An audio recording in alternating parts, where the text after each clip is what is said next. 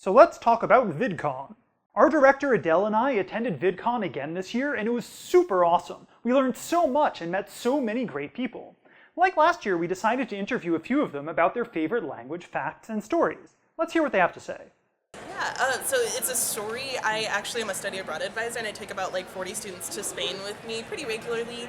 And as I was there, as the authority in the room, I accidentally said "soy excitada," which means like I am aroused instead of I am excited, just soy emocionada, in front of all of my students, in front of our Spanish teacher or Spanish professor who has her PhD in Spanish and is a native Spaniard.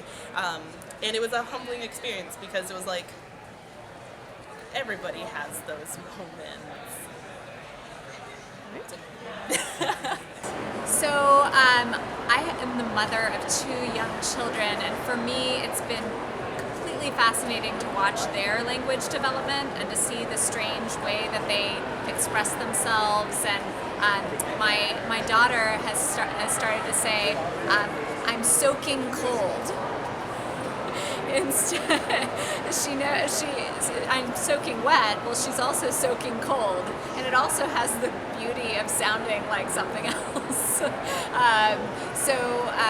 I love those little funny things that come out of her mouth and my son's mouth as they become more sophisticated in language. And the hard thing for me is to let the errors go, because I think it's so charming the way that they say things, and I know somebody had told me a while ago, I don't know if it's true or not, that it's best to hear the errors and to let them go because they're still communicating, they're still getting their message across, and as they're intaking all of these different language rules and processing them, they sort of need to figure out their own way. My story is about farmers. So my French friend Guillaume, I met him in England when I lived in England.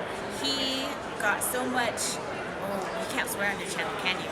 He got so much crap from his other French friends because he had a Southern farmer accent. And I was like, oh man, Southern farmers just get so much crap no matter what country they're in. My favorite word is hella. I love this word. So I grew up in Northern California and used hella all the time. So something could have been hella good, or I was hella looking forward to going to see this movie, or something could be just hella bad. And I used it as an adjective, I kind of used it as an adverb, I used it as a ton of different things, and I thought everyone sort of did that. And then I moved to Southern California for grad school, or no, wait. So then I moved to Southern California for undergrad and found out that no one in Southern California used hella, and they looked down upon us for using that word, and they try to use words like grippa and I don't know, other weird stuff.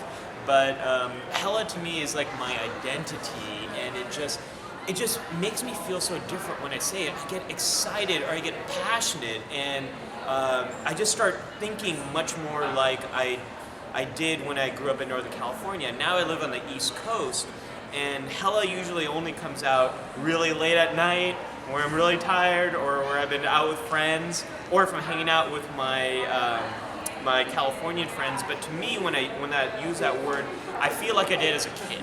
And it's the code switching stuff. It's how language is related to emotions. It's how it's all that stuff, and it just makes me happy. And when I hear someone else say hella, I get hella excited. Okay, so I definitely love to learn a lot of languages. My favorite language being, of course, I'm very fascinated with my own dialect, patois, and as well as my favorite language being pretty much Japanese. And as I study languages, one of the things that fascinate me the most is when I find a commonality between 2 totally unrelated or seemingly unrelated language. For example, Hindi and Japanese, they have the exclamation "are?" Like when you're confused, you say "are?" or "are tum kaun ho?" or "are like, let's see,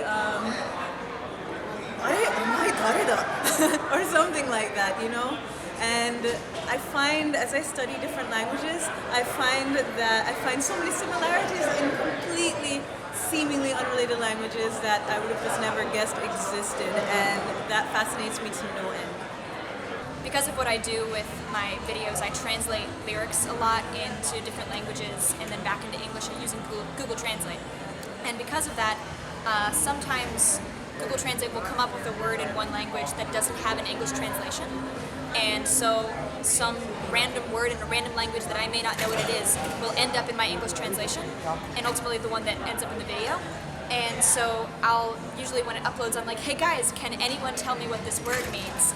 And then suddenly everyone will go, oh yeah, all the Icelandic people will go, oh yeah, that means the winning team in Icelandic. And I'm like, what? So it's really funny to have a truly global audience that can say, like, this is what this random word means that you had no idea what it was. And that's happened multiple times. One thing that I actually really enjoy about music theory is that it is almost sort of its own language. Like, I can talk about diminished seventh modulations, and music theorists know what I'm saying. So it's a technical language in that way, which lets you sort of communicate on a different level than you would with normal, like, colloquial languages. And I think that's really, really interesting. So the H in Irish spelling is actually something relatively new. It used to be that in Irish we'd actually put a dot on top of certain consonants, and it would change the pronunciation of that consonant. And usually that dot would come when we were using like past tense or genitive case or other particular grammatical things like feminine words all have a dot on top of them if they're preceded by the word the in Irish. And just over the last 50 years or so, the dot has kind of been replaced by the H instead, probably because it's easier to type. Like Irish has got kind of used to have its own script and everything, like its own font and everything, so it was a little bit different. And another interesting fact: Irish is the first language to be written in the vernacular, besides Latin. So. Yeah, there you go. So I'm learning Japanese right now, so I kind of think I'm biased, and I like Japanese a lot, but it's very, very different structurally from English. Like, it's pretty much the reverse. The program that I'm using to learn it from said that it's basically like Yoda speak, which I think was the best way to describe it. So I think that just learning the different grammar structure has been really fascinating, and it's also helped me think about creating fantasy languages, because I'm also into fantasy writing and science fiction stuff, so it's very helpful to see that other side of language. And that's basically it. Really interesting, yeah? Thanks for watching, and we'll be back soon with a regular episode. See you then.